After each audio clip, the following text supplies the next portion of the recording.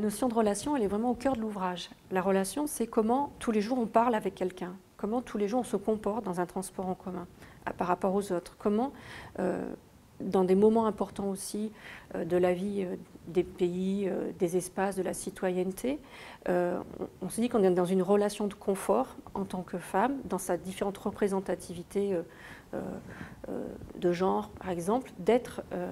dans une légitimité de pouvoir s'exprimer. Et donc cet espace de la relation et de confort, il est aujourd'hui déterminant parce qu'il pose question, il pose des problèmes, que ce soit en Égypte, en Afrique, mais aussi en Europe. Et que ça ne questionne pas uniquement des sociétés contemporaines en voie de transition, mais ça concerne bien aussi notre actualité aujourd'hui européenne, où effectivement, parce que la relation est fragilisée entre les hommes et les femmes, quelle que soit leur diversité et leur origine, on sent bien qu'un regard, un comportement, ça va fragiliser cette relation et donc ça fragilise l'espace public et le vulnérabilise à la fois dans l'espace du quotidien, de la place publique, de la rue, mais aussi dans notre espace démocratique. L'ouvrage aussi, c'est la question de la stigmatisation. Comment aujourd'hui des médias, des politiques publiques, nationales ou des politiques de développement international peuvent construire aussi un regard différent sur certaines femmes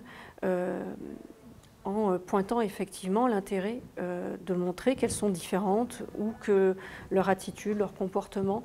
suggèrent aussi que dans leur situation actuelle, il y a une nécessité de devoir les aider. Et donc, cette construction, à la fois culturelle, médiatique et politique, est vraiment très développée, notamment dans 2 chapitres de l'ouvrage, qui pointent effectivement que la question de l'autre, de l'altérité, c'est surtout une question aussi qui est construite par les médias et par l'action politique. L'apport évidemment de l'ouvrage, c'est la dimension internationale. Effectivement, la comparaison entre les autres situations d'inégalité entre les hommes et les femmes, que ce soit dans les transports, que ce soit dans les écoles, que ce soit dans la revendication citoyenne de collectifs de femmes, c'est un élément vraiment structurant de l'ouvrage et ça permet aussi toujours de montrer que